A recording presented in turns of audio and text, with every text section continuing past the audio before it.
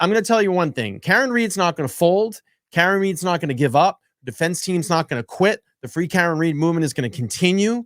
We will continue to raise funds for her. We will continue to do standouts across Massachusetts, across the nation, across the world to let everybody know what's going on here in the state of Massachusetts, the corruption. And we will continue to get the word out there. Believe me. Believe me. But let's go over to ltlmedianews.com. If you're not checking it out, please do. That is my official website. And I did a short blog this morning, and I'll read through this, and then we'll get to the presentation, and we have some videos. We're going to have fun. It's a Friday night. We're hanging out. You know, we'll take our time and go through all of this tonight. And like I said, I'll try to break it down as best I can and let you know what I think is all going on. So Judge Cano rules on motion to dismiss counts 1 and 3 and Karen Reed case denied. Judge Beverly Canone has rejected Karen Reed's request to dismiss 2 charges against her. The judge stated that since Reed was not acquitted and the mistrial was agreed upon by her defense, double jeopardy does not apply. The Norfolk County District Attorney's Office applied the judge's decision, noting it aligns with longstanding legal precedents and plans to proceed with the trial starting January 27th. Attorney and legal commentator of the Karen Reed case, Mark Betterow, in a tweet Friday morning states, the Friday decision puts on the onus and pressure on the DA for now to deal with the fiasco created by the apparent literal fact that Karen Reed was acquitted of murder. The charges are obviously flawed, and it is obviously overreached. And most importantly, every potential juror at possible retrial knows she was acquitted of 2 of the 3 counts. Is the DA foolish enough to face all of this with a straight face going forward? To do will be to sacrifice whatever credibility they have left in this matter. I love that tweet. That's why I want to add it to this article. Put the tweet over here to the right-hand side. It says, Mark has recently joined Aidan Turtleboy Carney's legal team to challenge the witness intimidation charges brought on by the Norfolk County DA Michael Morrissey. These charges stem from Carney's exercise of his First Amendment rights during a rolling rally in Canton, Mass. In 2023, where he voiced his concerns about the charges against Karen Reed. As the legal battle continues, both sides will navigate a landscape shaped by legal precedents, public scrutiny, and strategic maneuvering. The coming months will be pivotal in determining the outcome of these intertwined cases and the broader implications for all parties involved. And of course, we will continue to fight and free Karen Reed. And if you're not checking out my website, you can. And what I encourage everybody is on, let me see, just bring this back up really quick. On the landing page, hang on one second. I'll just give everybody a little update on my landing page. I worked on this today, but if you go over to the latest stories and news, you have all these tabs you can click into. Karen Reed updates, Sandra Birchmore updates. Obviously, those are the 2 major cases that are going on right now. Some local news and national news.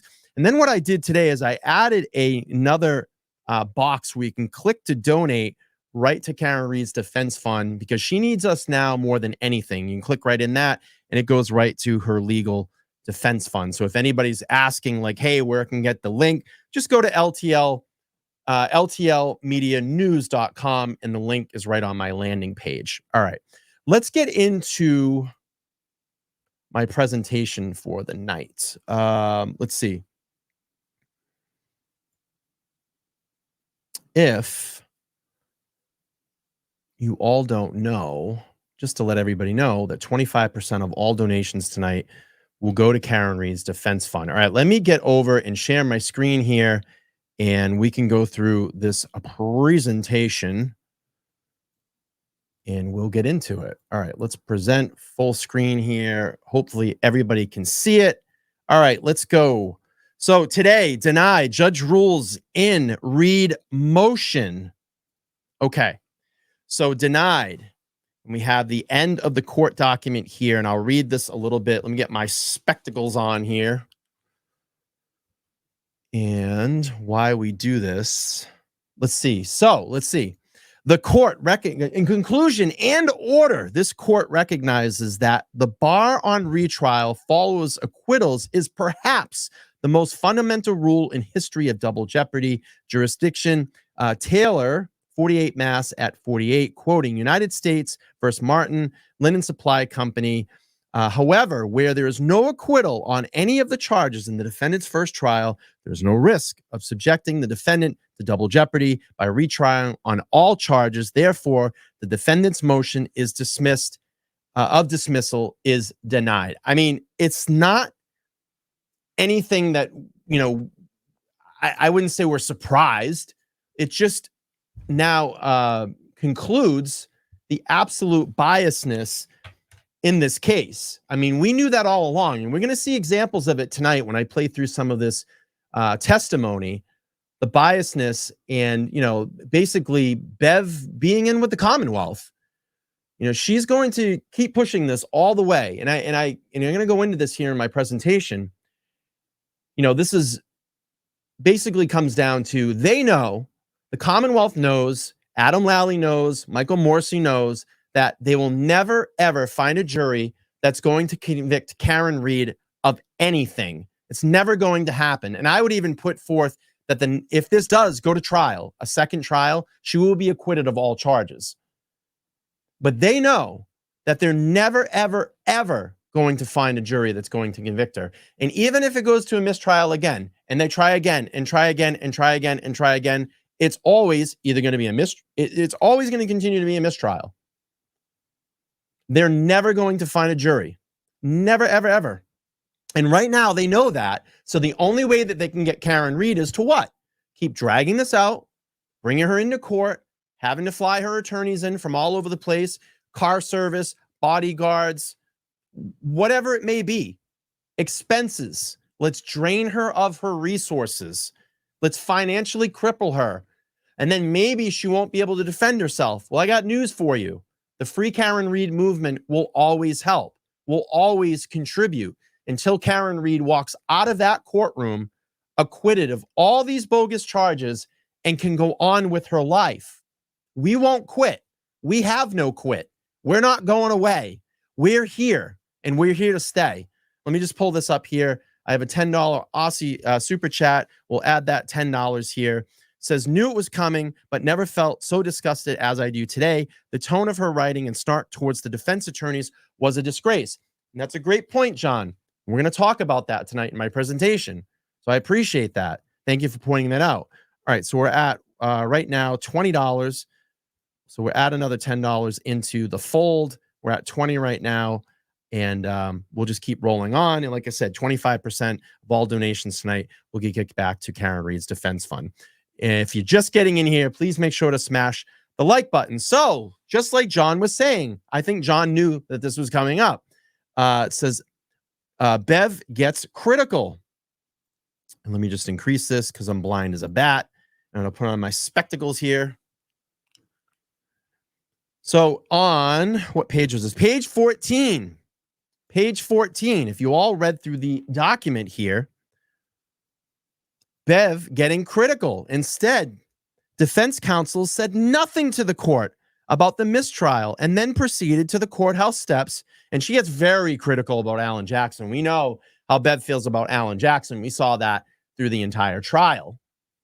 So instead, the defense counsel said that the court about the mistrial then proceeded to the courthouse steps where Attorney Jackson declared the media and onlookers that the Commonwealth failed miserably and will continue to fail with its prosecution of the defendant. It strains credulity to believe that the defense counsel wanted to voice any objection to the court, it would not have been heard. Significantly, defense counsel were no shrinking violets. Neither Attorney Jackson nor Attorney Yannetti has ever needed this court to inquire whether counsel had the objection in the order to be heard, and that the court never denied counsel the opportunity to be heard in open court or at sidebar. Excuse me, take off my coat.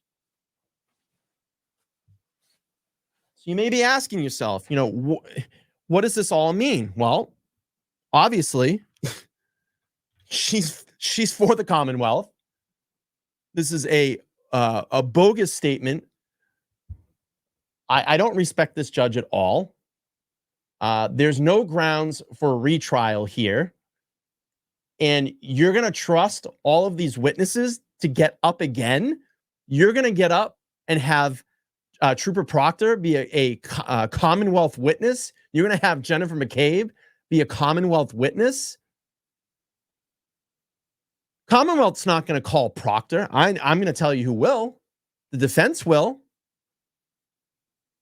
And it was funny. I was reading TB Turtle Boy's blog today, and he was talking about, asking about Jennifer McCabe to the juror that he spoke to. And they had their thoughts about how evasive she was, how they felt that she was very evasive. Just reshare my screen here. So we go on. So, no verdict. And this is Bev. Quote from Boston.com. Because there was no open and public verdict, affirm in the open court rendered in this case, the defendant was not acquitted of any charges. She wrote, the only unanimous act of the jury here was their representation to the court that they were at an impasse and unable to agree on whether the Commonwealth had established beyond a reasonable doubt the elements of the charges. So I started to think to myself, like, what could this all mean? What could this all mean about this mistrial? And I started to look around, gather some information, and try to interpretate, what Bev is saying here. So, Bev's reasons. And I just want to read this Cash App that came in. I appreciate that. We're going to add that to the total. Let's see. $20 Cash App from Crystal. Thank you so much. We got $40 so far. And we will continue to move on. So here's my interpretation. So let me just put my spectacles back on here. So Bev's reasons. No open and public verdict. The judge is stating that there is no formal verdict given to an open court. Typically, a verdict is a formal decision delivered publicly in a court. And in this case, there wasn't one. The defendant not acquitted. Because the jury did not render a formal verdict, the defendant was not officially acquitted of the charges. The acquittal would mean that the defendant was found not guilty and that it didn't happen here. Again, this is Bev's reasoning. This is where she's thinking. Unanimous act of the jury. The only thing that the juror agreed upon was that there was an impasse, meaning that they could not come to a consensus. They could not agree on whether the prosecution had proven the charges beyond a reasonable doubt. Impasse and reasonable doubt.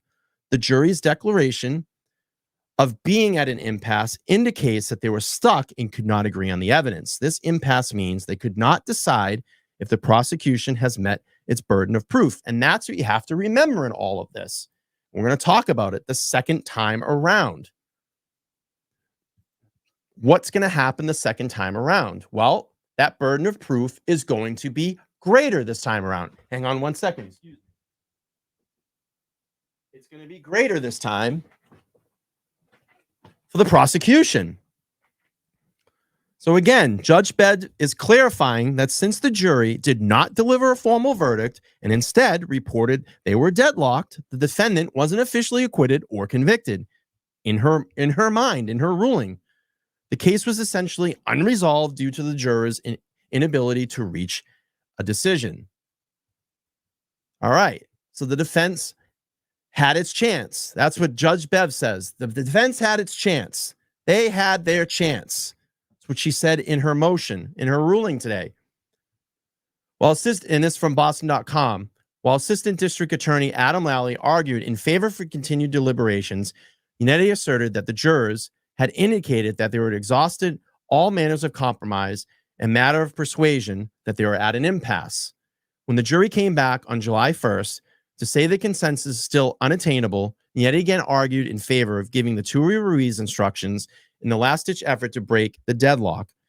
In arguing for the so-called dynamite charge, the defense was presumably aware that a mistrial was likely outcome of the jury remained deadlocked, Canone asserted. Nevertheless, in the remark turnaround, defense counsel now argues that The result they were twice advocated for was sudden and unexpected, she wrote. According to Cano, Reed's lawyers had multiple opportunities to voice an objection if, in fact, had one, and could have asked to poll the jury immediately after the mistrial declaration. Quote, the court finds it hard to believe that the counsel heard that the jury was at an impasse for the third time and a mistrial was inevitable, perhaps the most critical point of the trial. Counsel would sit silently if they did not consent to a mistrial, she wrote. Reed's lawyers also suggested that questioning deadlocked jurors is common or best practice for trial judges. However, Cano argues that doing so could impede a defendant's strategic decision to either request polling or leave the final tally shrouded in mystery. The defendant arguments is biased on hindsight, she wrote. No one other than the jury knew the questioning the jurors as to their deadlock would have yielded favorable outcomes for the defendant. Just go up here and look in the chat really quick. Let's see. Heather Licious asking, Brian, is the ghost gone? $2. Yeah, I haven't had any issues tonight. Everything seems fine. I don't know. Maybe it was like a spiritual night or something the other night. I don't know. I have no idea. It was just weird. There's a lot of weird stuff going on. Just like this case, there's a lot of weird stuff going on. All right, let's talk about, the defense. Why didn't the defense stand up? Why didn't the defense say anything? Well, let's go into this. Bev's reason. So, I took all that information, tried to decipher it, came up with these conclusions. Defense aware that the mistrial likelihood. The judge noted that the defense, by advocating for the two rereads instruction or dynamic charge to break up the jury's deadlock, was likely aware that this could result in a mistrial if the jury remains unable to reach a consensus. Turnaround in defense argument. Despite previously pushing for a mistrial, the defense later claimed that the mistrial outcome was sudden and unexpected. The judge found this shift in argument to be notable. Number 3, opportunities to object. The judge pointed out that the Reed's lawyers had several opportunities to object to the mistrial declaration and could have requested to poll the jury immediately after the mistrial was declared. And I want to hang on that a little bit. Just keep that in mind, because in the next slide, we're going to talk a little bit about, maybe possibilities why the defense didn't say anything. Counsel's silence. And this is another one that I want you all to hang on. The judge expressed skepticism about why the defense counsel would remain silent when the jury was in an impasse for the third time, and the mistrial seemed imminent if you did not agree with the mistrial. Number 5, questioning deadlocked jurors. The judge acknowledged that while the defense argued that questioning deadlocked jurors is common practice, it might hinder strategic decisions. Specifically, questioning could either force a decision on polling or reveal the jury's final tally, which could be disadvantage to the defense. Number 6, hindsight criticism. The judge criticized the defense argument as being biased on hindsight, emphasizing that only the jury knew if the questioning them about the deadlock might have led to a more favorable outcome for the defense. And maybe everybody's just sitting here and saying, why? Why didn't the defense say anything? Well, could be some of these reasons. Again, I'm not a lawyer. I just did some researching today, put some things together, things that I agreed with, maybe some interpretations that I got out of all this ruling. And again, I'm waiting for, I'm going to go back and listen to Melanie Little. I want to hear Mark Bettero's take on it and go from there. So maybe it's a strategic advantage. The defense may believe that speaking could unintentionally sway the jury towards a verdict they don't want. Sometimes allowing the jury to deliberate without additional input could be beneficial, especially if the jury is leaning towards a not guilty verdict or is deadlocked in a way that benefits the defense. Excuse me.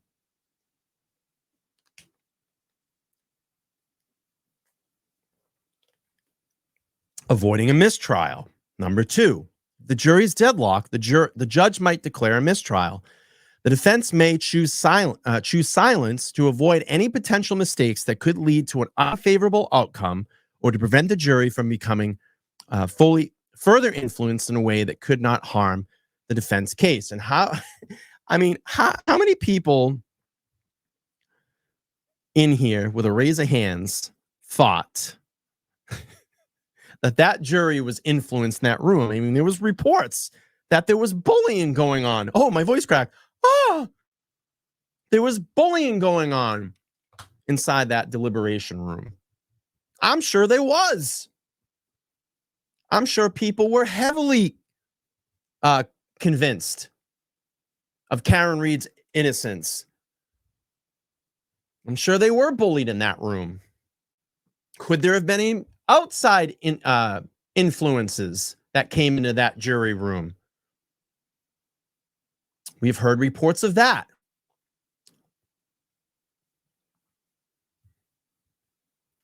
What do y'all think? Got some hands.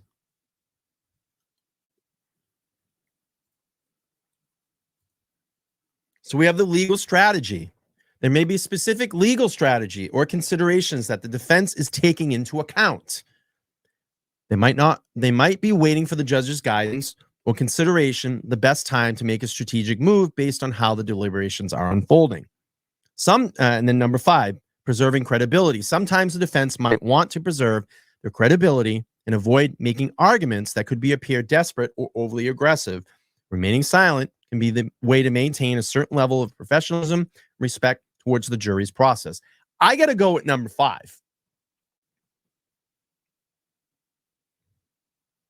Respect it. It's the jury's decision. We'll fight it in motions going forward. We'll wait to see if people talk, and they did. And I think that if they would have went out and bitched on the record or whatever, or said anything right away, it may have held back jurors from talking. And then we found out. They reached out to the DA's office. They reached out to the defense. Seemed like at one point the defense was holding back that information. Jurors started to come forward and talk. Look, this is not the way it was in that room. Turtle Boy just got an exclusive interview. Fantastic. And now with all of this coming out in a possible retrial, I hope more jurors step forward. I hope more jurors go to the media. I hope more jurors go out there and put it on the record. This is not the way that it happened inside that jury room. This is how I was feeling. Karen Reed is not guilty.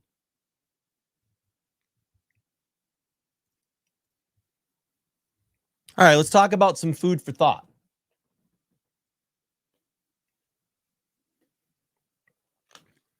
We talked about this. As much as the Commonwealth will put, if they want to do this over and over and over and over again, Karen Reed will never be convicted. So, and I talked about this earlier in the show, what are they going to try to do? They're going to try to bankrupt her. Let's beat her down financially. We know we're never going to get the criminal conviction. We'll deplete her of all her resources. And then maybe we get her to a point where she says mercy. It's not going to happen. I'm going to tell you why.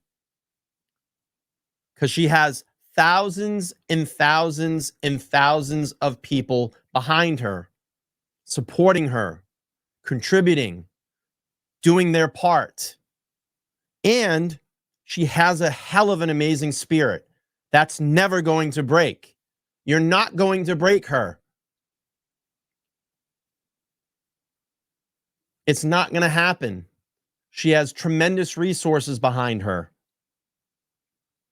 So the Commonwealth can continue to waste their time, continue to waste taxpayers' money.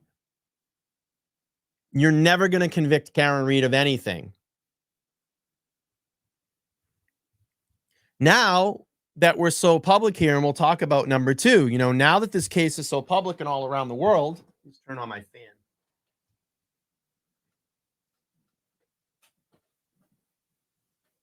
I'm sweaty tonight. I'm amped. Now you go into how do we find an impartial jury? Everybody in the state of Massachusetts know about this case. I mean, there's not anywhere you can go. So what do you do? Change a venue? I don't even know. Could you bring this out of state? I don't think you can. I don't know. I may have some legal minds in the room. can help me. But everybody but it was funny because, and I go back to this point that Mark Betterow made on my show, I don't know, about a week and a half ago. Said, even if this goes back to a trial and they need to pick a jury, or even if you just walk up to someone on the street and you say, Karen Reed, and say, first thing that comes to your mind, what are they going to say? Oh, that's the woman that's being framed. You get my drift? That's the woman being framed. Let me just pull this donation up here. I had something come in from Buy Me a Coffee. I just want to make sure that that's out there in public. Again, 25% of all donations tonight will be donated back to Karen Reed's Defense Fund. I'd love to get to at least $50 for Karen. Let's see. Carrie, thank you so much for the $5. So we'll add that to the total. If one of my moderators can add that, I think was at 52 the last time. And we'll just bring this up. Annie, thank you so much. $5 membership. So we'll add that to the total. So what was I at? 52 plus 5 plus 5. We're at 62. Great. Thank you, Sophie. Appreciate that. Okay. I talked about this on my show. Karen Reed. They need Karen Reed because this is so deep now to go down for this. She is the person. She is the one. And all below that is all of the corruption, all of the lies, the murder of John O'Keefe. Not by Karen Reed, by the people at 34 Fairview that night. She is the one that's holding all of this together. If she falls, and we're slowly seeing it, Trooper Proctor, Tully, Buchanan, we're seeing stuff now in the Sandra Birchmore case that's coming out and being more public. Still an active FBI investigation. If Karen Reed tumbles, all of that falls out. If she's pulled out of the equation, acquitted and pulled away, tumbles out of the situation, all of that bubbles to the top. And it's going to be like a volcano. It's going to burst. And it's going to look really bad. And Todd McGee sat in this chair, retired veteran, 24-year veteran of Massachusetts State Police. In his lips to God's ears, he said that there is more to come out. You will see more that will fall with all of these other officers involved. He said it. He said it. I have not talked about this. This is the first time on this show I'm saying it. He said there will be more people that go down with this, not just Proctor. Excuse me.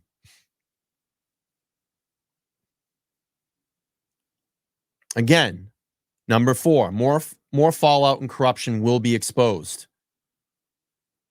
Erica, thank you so much for $20 on Venmo. I appreciate that.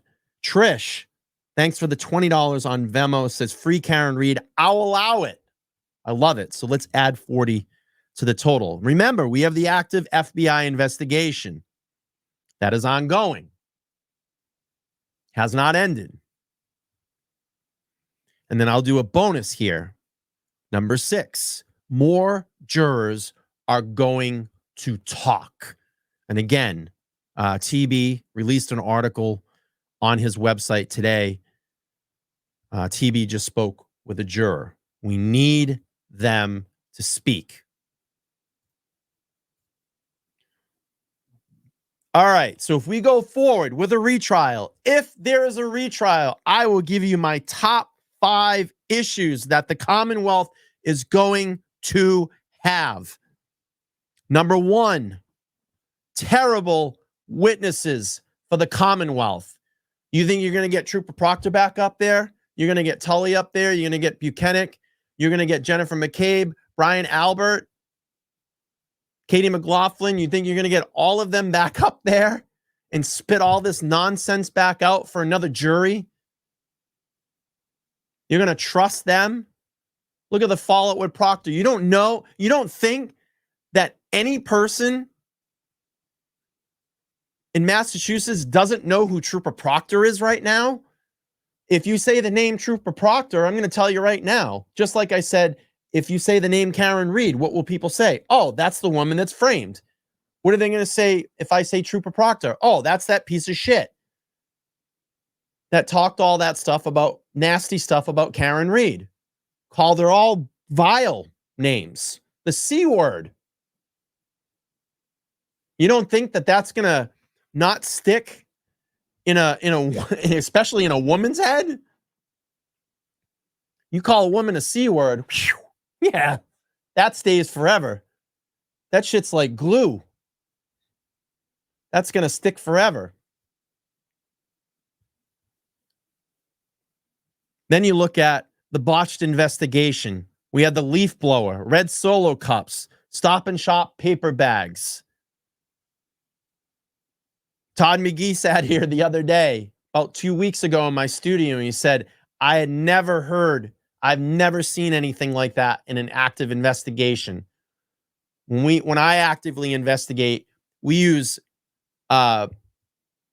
uncontaminated evidence bags. We collect evidence. We go knock on doors. We talk to witnesses. We don't allow witnesses to walk away and go inside the house where someone was murdered to give those people a heads up. Sarah, thank you so much. $20 super sticker. I appreciate that. I really do appreciate that. And we'll get into the witnesses tonight. I'm going to play some of the witness testimony and say, you're going to bring these people back in, Adam Lally? You're going to let them testify for the Commonwealth? They can't even keep their fucking story straight. They need to refresh. Oh, I don't remember. I don't recall. Because you're lying. You're playing dumb. You know what happened? Oh, I don't recall. I don't remember. The standard quotes from the Commonwealth witnesses.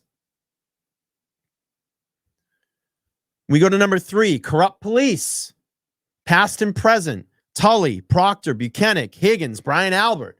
Remember, Higgins and Brian Albert, what did they do? What was the common link between both of them? Excuse me. What was the common link between both of them? They both destroyed their phones. People that don't have anything to hide don't destroy their phones. They hand them over to law enforcement. They don't run off to a federal building and go, hey, and I'll pull all the information, the selective information that I want to turn over to the police department. I'm going to use a federal facility, a federal machine to go in and selectively pull off the data and then hand it to the police department because I don't want anybody else looking at the data on my phone. Well, why not? What do you got to hide? What are you hiding? And then after that, I'm going to destroy my phone. I mean, I don't know. That seems cover up to me. We go into the planted evidence, the tail light, the drinking glass pieces, the DNA evidence, the hair, John O'Keefe's hair, the Sally Port video that was tampered with and reversed and up and down and left and right. Excuse me. And then we talk about the Commonwealth's experts. Oh boy, those experts like Trooper Paul. You're going to put Trooper Paul back up there and have him go against ARCA again? I'm going to tell you, ARCA this time around, if we go to a retrial, probably going to be better prepared. Because now, what have you allowed the defense team to do? You've allowed to have them, they have allowed to have time. Now they can probably talk to ARCA. I would hope that they lead with them if there is a retrial. Let's get ARCA up there right away. Disprove all this crap. Let's show a demonstration video.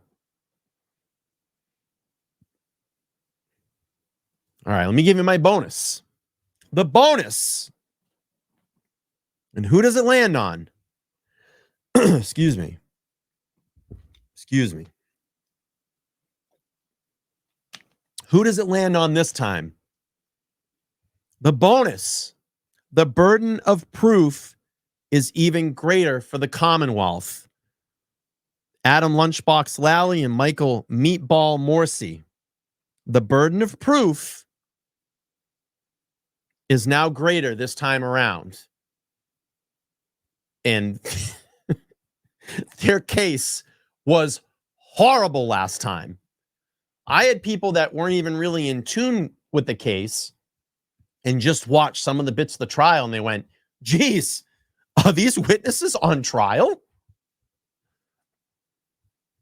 Are these witnesses on trial?